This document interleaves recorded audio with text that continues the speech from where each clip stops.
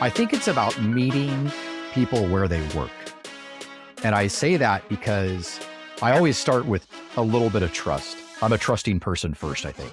And so for me, I'm trusting that you're doing the job because you'd like to make a paycheck and you'd like to see the company be successful and you'd like to be successful. So you're probably not going out of your way to sabotage yourself, right? So if you're doing something, there might be a reason that you're doing it.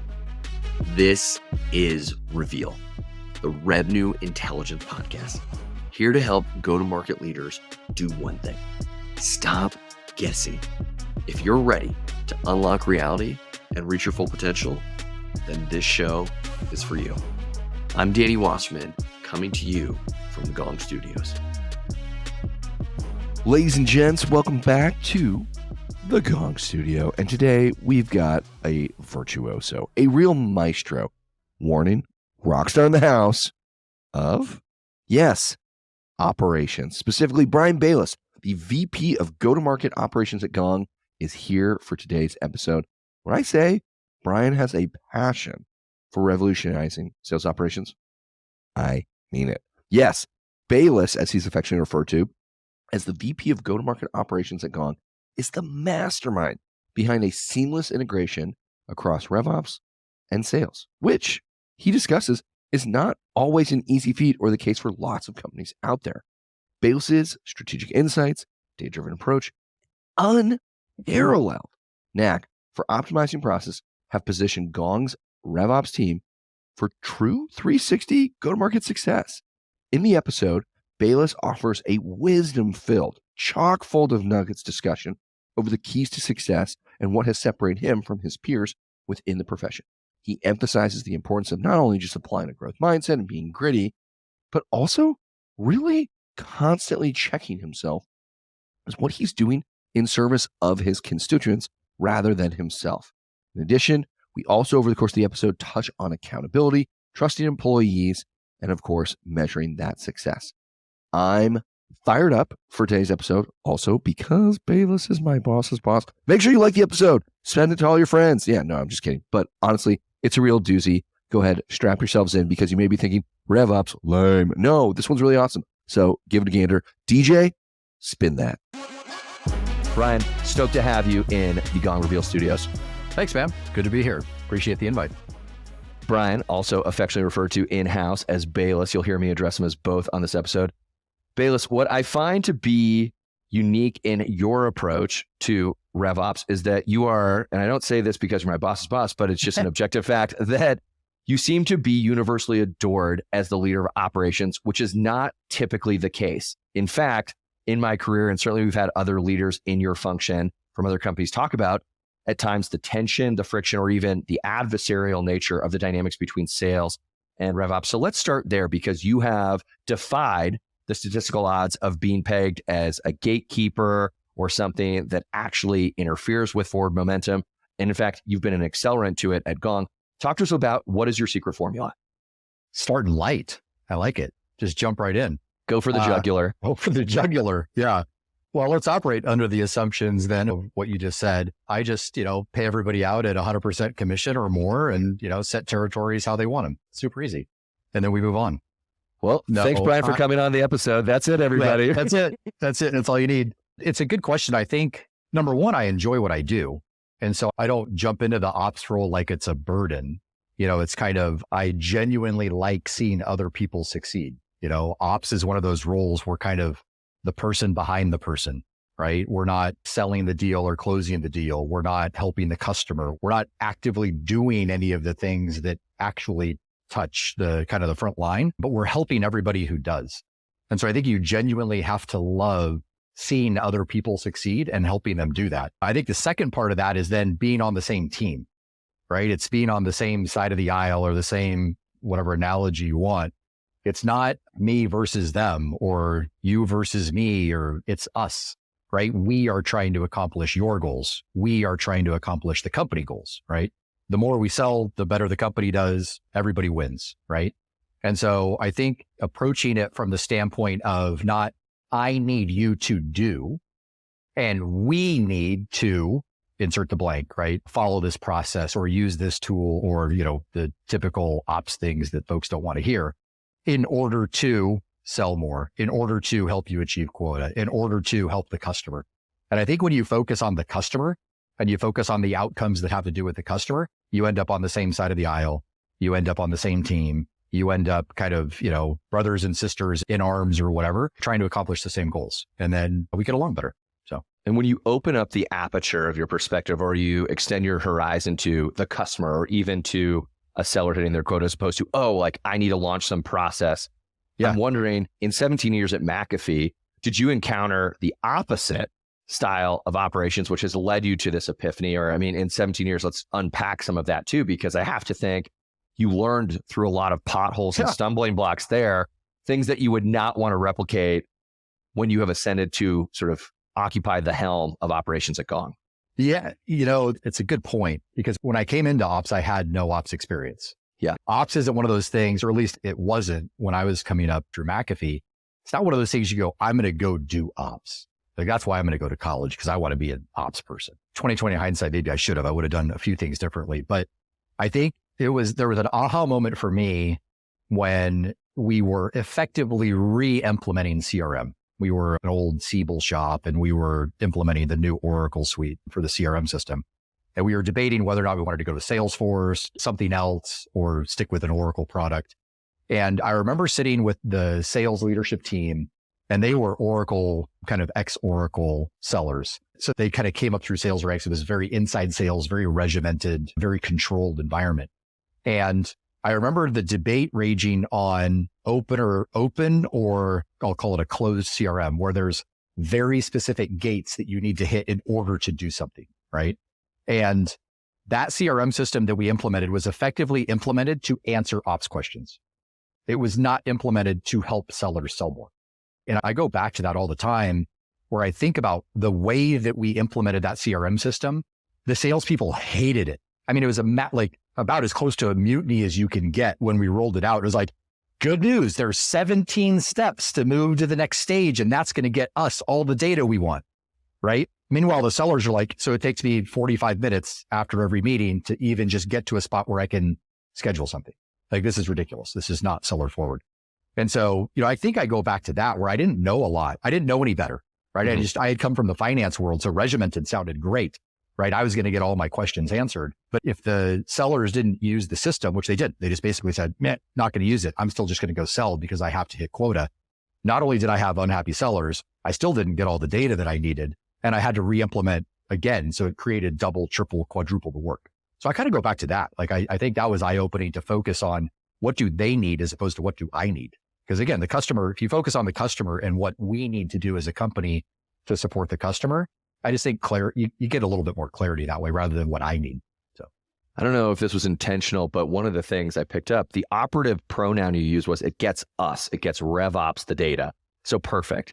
And even, a few comments ago, you were talking about adjusting your awareness that it's really all in service of the seller, or even the customer, another they as opposed to us. And that being a formative lesson for you.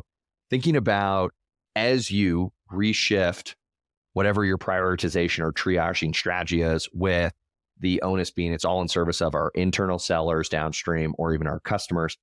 Talk to me about what mechanisms you have in place now that you're at Gong that help you avoid constricting productivity. Because again, back to my preamble when we opened this episode, I don't see you as a bottleneck at all. And I think it's a refreshing pivot from having worked in other organizations where we do unfortunately become victims of the 17-step CRM paralysis or syndrome. Yeah. What are you doing to keep everyone in check as we see Gong getting bigger, as we see new levels of complexity where you might want all that data, but you're the barometer or governor of that?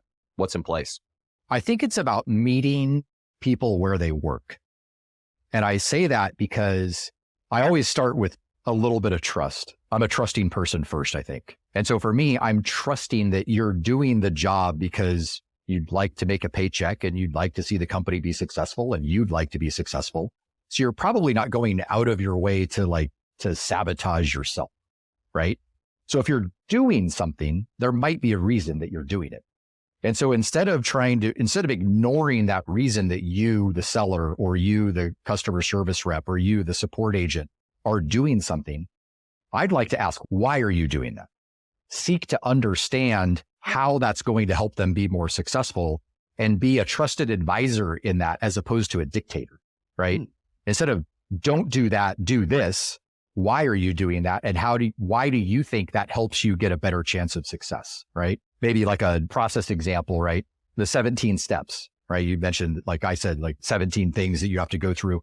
The sellers are going through those things. Let's not pretend that like I'm going to take 17 to 0, right? The 17 things are probably happening, right? The discovery process, establishing that there's a budget, making sure that you're an economic buyer, knowing that there's a need, match, like all the things that you do in a selling process, those are taking place.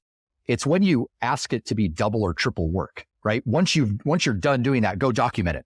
And then once you're done documenting it, tell me why you did it, right? And once you're done telling me why you did it, fill out this spreadsheet so that I know that you did it, right? Like all of those things, those are the things that I seek to remove. And instead, when you're on a call or you send an email or you meet with a customer or a prospect, you're doing all those things. Allow me to capture that at the time that you do it, right? Selfishly, I mean, we use Gong, obviously, right?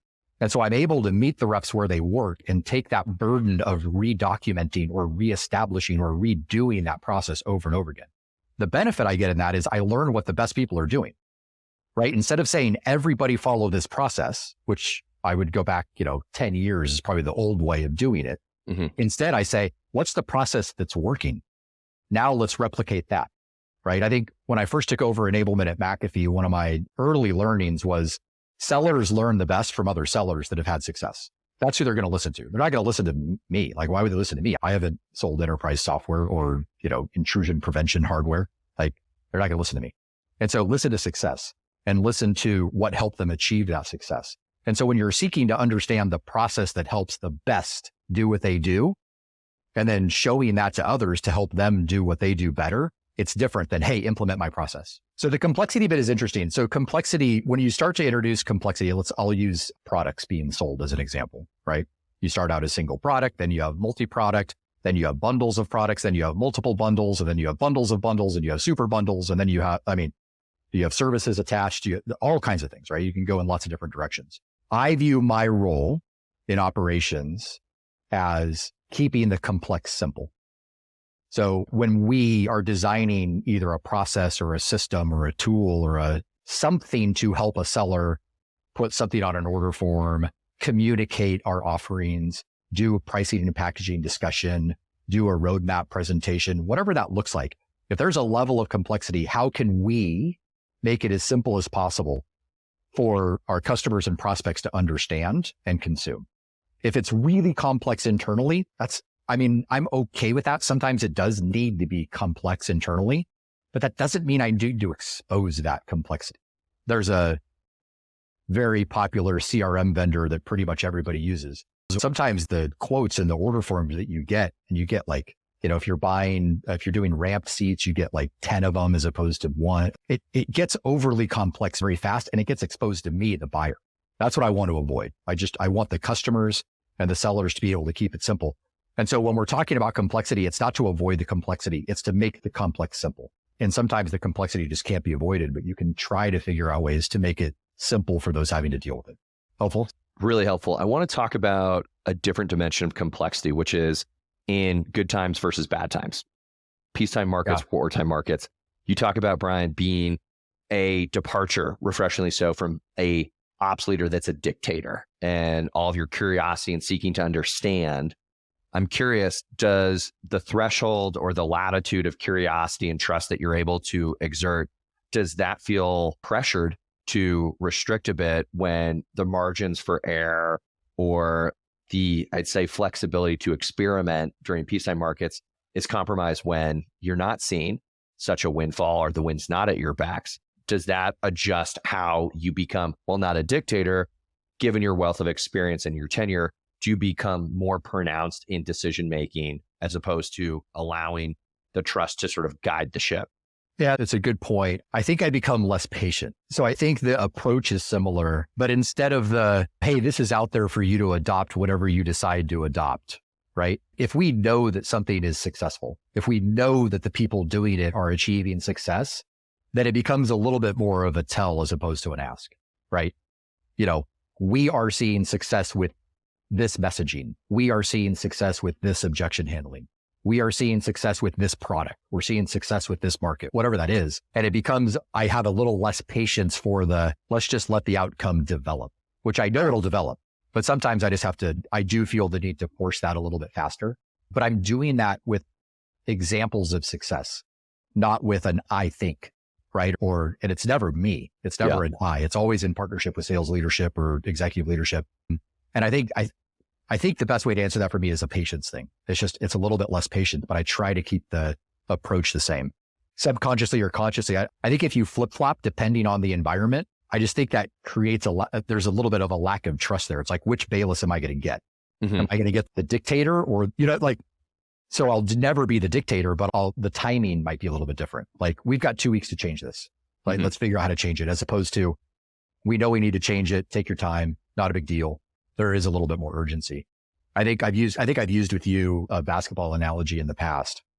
And it's like, during the regular season, everybody knows the rules, right? The rules don't change, right? From regular season to playoffs and then to championship series or whatever. The rules of the game are the same, but how you play changes dramatically, right? You are in playoffs, which I'll equate to wartime. You're constantly evaluating player performance and making adjustments on the fly based on what the defense is throwing at you constantly, like in game, in between games. It's like this maniacal focus on what is going to work next play, next half, next quarter, next game, right? As opposed to the regular season, it's like, oh, let's see how this plays out. They're starting to do more pick and rolls. Let's see if this works. Let's give it a little time. Let's see if we can get this player dynamic working. In the playoffs, you just don't have that luxury. You have to go with what's working right then, right? And I think that the rules don't change. You know what I mean? Like, throughout the season, the rules have stayed the same, but how you play the game within those rules changes pretty dramatically. And from your vantage point in mission control, you institute tools, processes to attempt to ensure with highest probability the success of sales. So it's very easy and binary to gauge and measure those sellers on the front lines. Are you above quota? Or are you below it? And tinkering with that. I'm curious how you apply that same visibility and accountability to the teams that report into your organization when we don't have such a clear, you're above or below quota. What are you using structurally to hold those teams accountable? Because I think, certainly I feel it in a very pervasive way, the stigma of, enablement. What do you really know about the visceral suck of being a bag carrying, quota selling seller? Yeah. You're in the ivory tower, but I think that you do things differently within your team to demand and command, not in a dictatorial sort of way, but you achieve tremendous success out of your folks. How are you doing that? It's a good question. Whether on purpose or not, I think it's trust is one.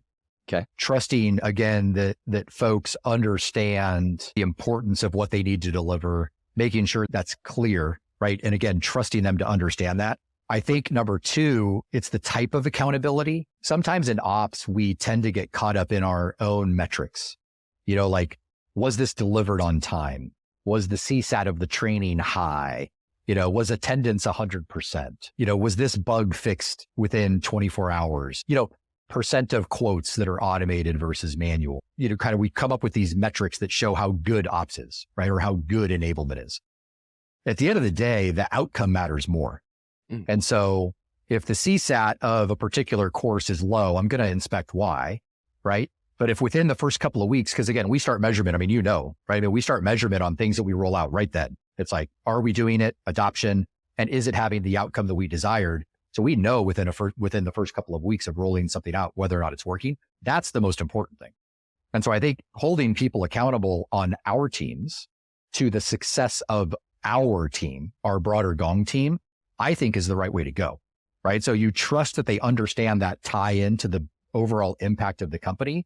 And then you measure it based on the overall impact of the company, not on, did you do this tactical thing right? We're going to talk about that, right? But at the end of the day, if win rates are going up after we rolled out messaging, I'm probably going to say, good job. Maybe it wasn't done perfectly. Maybe the CSAT wasn't 100%. Maybe you didn't have 100% attendance. Maybe a lot of things didn't go perfectly. But at the end of the day, if we're achieving that outcome that we set out to achieve, great, right? Now let's see how we can do it better next time. as opposed to, try to inspect exactly what we did wrong. So before we hear more from Bryan, let's dive into the data behind building trust. According to the Wall Street Journal, trustworthy companies and teams outperform those non-trustworthy alternatives by 2.5 times. I'll say it again. Trustworthy teams outperform their non-trustworthy peers by 2.5 times. Why is that? Well, trust leads to collaboration, transparency, and accountability with employees at all levels. This means prioritizing talent development and professional growth, investing in workplace safety, ensuring access to wellness programs and resources, and of course, using data analytics to inform talent decisions. Trust is the real deal. If you want to replicate Bryan's playbook of getting RevOps and sales to play as one trustworthy team, well, create a culture of trust. Enough for me, back to Bayless. You totally answered my question. My hypothesis, Bayless, is you have chosen to index more towards the outcome than the process. Yes. And I think it's tempting when you get wrapped around the process axle as an ops leader who's accountable to the process. That's where perhaps you are blinded to fixate on that so that the outcome, which could be achieved in any number of processes, is deprioritized. And is that a fair synopsis that as an ops leader out there that's listening, or for sales leaders that are struggling with their ops, gauge, are they outcome or process focused? I think so. I mean, let me try and separate like a couple of different processes, right? So for example, quoting, right? We have a quoting process. There is a quoting handbook. There is a way to quote. There are prices to quote. There are discount approvals, right? Like it works a certain way.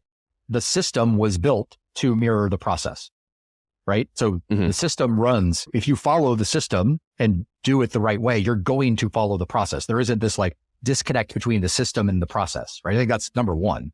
Number two is that's different from the sales process, right? And that goes back to what I said at the start about the sales process. We have a sales process. And if we start to see people deviating from the sales process and achieving success, I'm going to want to know what they're doing, why they're doing it. And then maybe we fold that into the process, right? Like that is process innovation. Like maybe that's the answer is there are certain places where we are constantly seeking to innovate the process. And there's other areas where, I mean, come on, the process is the process until something changes that necessitates a change in the process. For example, on quoting, when we move to bundles, we're going to have to quote differently, right? And so we are going to have to rebuild the quoting process.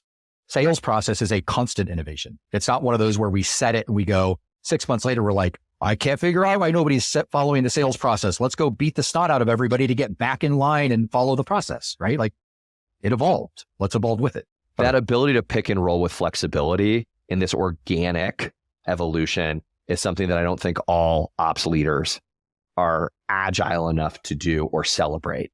I think that there's some rigidity, and that gets back to this idea of you being a more curious leader as opposed to dictating with constriction an oppressive regime of process being thrust upon people. I want to pivot to our last topic because I'm just looking at the clock. Talk to us a little bit about where we started, where you said, oh God, hindsight being 2020, maybe I would have studied something different had I known my career would ultimately land up in ops, but you're classically trained in finance and accounting. Yeah. And when you examine now the bench of talent that you've assembled at Gong, talk to us about those personas or those pedigrees at the individual level, and then also anything within the tech stack that's conducive to your winning formula. I think for team members, there's a couple of things. I think there's you said the word curious a couple of times. I think there's a natural curiosity that works.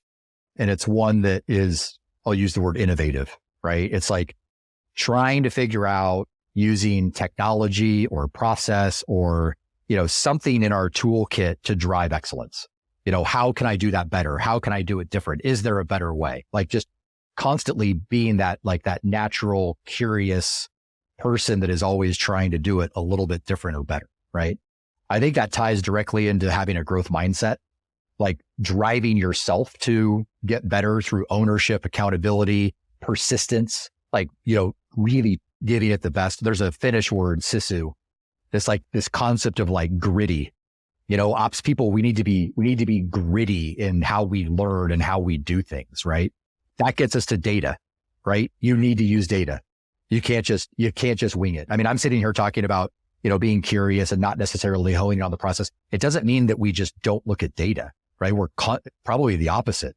We're constantly looking at all the data to understand where our blind spots might be, where's somewhere where maybe we need to pay a little bit more attention. And then the last thing is this concept of being in the know. I think that ops partners, and this started with me in finance. As a business partner, I always sought to put myself in the business owner's shoes and try to know what they know and try to know what they don't know. Because if I can figure out in the organization things that they don't know, now I'm bringing value back to that business owner on the how, the what, the when, the why, things are going on inside the organization. I become that trusted partner to them in helping them achieve their goals and ultimately the company's goals. But I have to be in the know to do that, right? I can't only know what they know. Does that make sense? I think those are probably 4 things. And by the way, at Gong, that's what we base our awards on inside of ops, right? Innovation, growth mindset, data-driven, in the know. I think those things are what make a great ops team, at least for my team. So Bayless, we can see typically across a lot of organizations that ops will advocate for a new, call it tool, initiative. It comes from your team. Let's take CRM as an example. You spend a king's ransom to institute a new CRM. You feel the pressure financially. You feel the pressure even existentially with your own credibility. So you say, oh my God, we spent God knows how much on CRM. It has to work. Yeah. And being a more curious leader that wants to patiently and curiously go about instituting that, I'm wondering how you reconcile what is very real, understandable pressure. Maybe it's from the CFO or your constituents. How do you reconcile that without devolving into more of a dictator-like tendency to force this upon people? I think it has to do with what we see we're on the hook for, what we think we're on the hook for, right? It's like, I think too often we go to, I'm on the hook to make sure it's adopted. Like that's the natural, the ops response to that. Oh, my job is to make sure it's adopted, whatever it is, and use the CRM example, right? What I think we just need to step back and go, no, what are we really on the hook for? And like in the CRM example, what we're really on the hook for is to make sure that we are providing sellers a way to better engage with their customers and prospects. And ops is on the hook to figure out how to provide insights into what's really happening at scale so that we can replicate success. Like one of the key tenets of a CRM is getting that data out of it, right? So it's not that we're adopted, it's that we're getting those insights. And you can get those insights without necessarily being fully adopted or not being as dictatorial about how to adopt, right? And so I think it goes back to, at the start, I talked about being on the same side of the aisle.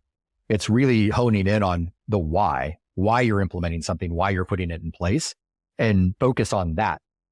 Focus on those success metrics: win rate, conversion rate, average sales size, we call it ASP, those types of metrics, as opposed to the adopted. Is it adopted? I don't know. That's just the wrong thing to be focused on, in my opinion. So, does the tendency to fixate on adoption, as an example, or even let's take a broader swath of this, does the sensation of I'm on the hook for X, Y, or Z, is that a byproduct or symptomatic of finance and the CFO giving anyone the screws who's spending money? Or is that more self-imposed to demonstrate that you're producing value for the org? Or is it a combination of self-induced plus the CFO? I think it's both. I think that's naturally where finance goes because it's a spend in our world, right? It's a spend per seat. Therefore, I need to make sure that the seats are being used. Are the seats being used? Yes, I'm adopted. Look, each seat, right? So I do think there's something there. But I also think it's just this is how we've spoken about it in the past, right? It's adoption was where we stopped measuring. Instead of adoption tied to outcomes, it was adoption because we weren't able to tie adoption to outcomes. Now with something like Gong, you can tie adoption to outcomes, therefore focus on the outcomes because that's ultimately what it's driving. I was on a call with a customer actually, and they were having this challenge with a renewal with Gong because it was, we're not seeing the adoption. That was verbatim what they said back to me. And my question back was, well, are they still recording all the calls? Like, what do you mean by adopted? It's like, well, they're not logging into Gong. Okay. But they're recording their calls. Yeah, of course. Yeah, they're still recording the calls. Like, okay. So you're still getting all that data. They don't have to go into the CRM. You get all the insights you need. They're spending more time with their customers and prospects. That sounds like adopted. I'm being a little bit facetious, but do you really want them to log in? If they're not getting any value from logging in, then why, right? And I know that's a little controversial. And yes, we want them logging in because it's going to make them better at what we implemented. But that's kind of the route that I would take there. Does that make sense? And when you talk about the legacy paradigm of adoption is where we stop monitoring. That was the paradigm for decades. And now we have this new technology that allows you to draw a continuum between adoption and business outcomes, which are more revealing, certainly even at a board level. I'm wondering, you're talking about taking at times even a contentious stance with someone in finance. Are folks who represent that business unit, are they receptive to being challenged? Do they have an appetite to extrapolate beyond butts in seats or seats being used in software? Are they willing to entertain a more progressive interpretation of what is suitable given the expense?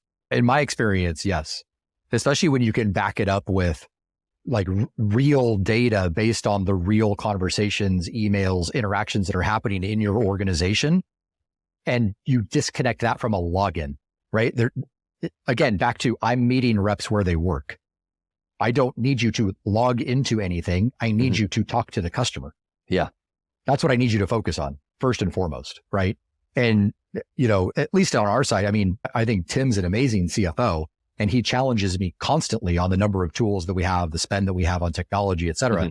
Tim is very receptive to that conversation because you're literally going to an effective ROI, right? And tying it to direct outcomes as opposed to, of course we need this tool because everybody logs in, right? And when you frame it like that, like, do you see how ridiculous that sounds? We need it because everybody's logging in.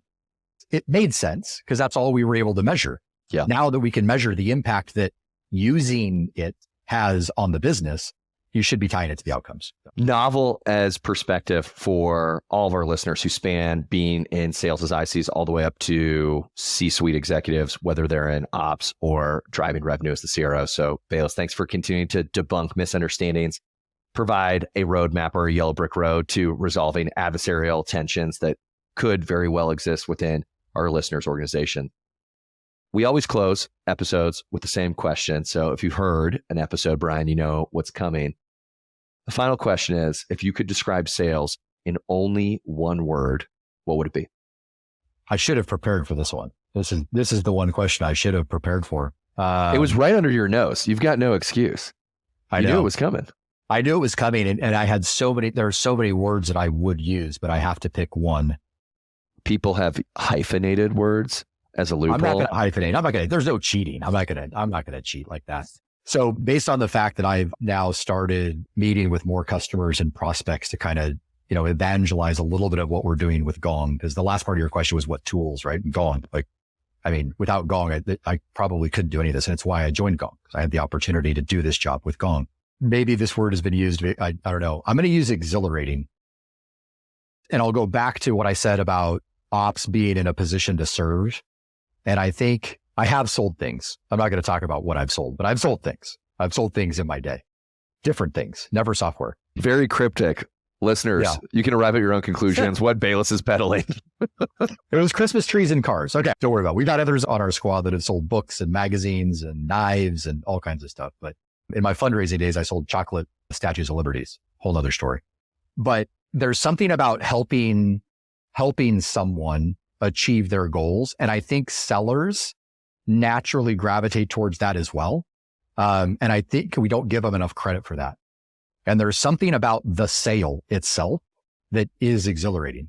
It is, I don't know, it's fun, it's energetic, it's exciting. You learn new things, you meet new people.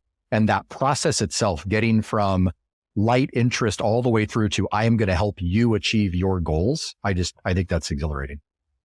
Well, a really good way to tie a bow on this episode from a guy who has sold everything from candy to cars to Christmas trees and unequivocally cemented himself with one more C word as a consigliere to leaders internally at Gong.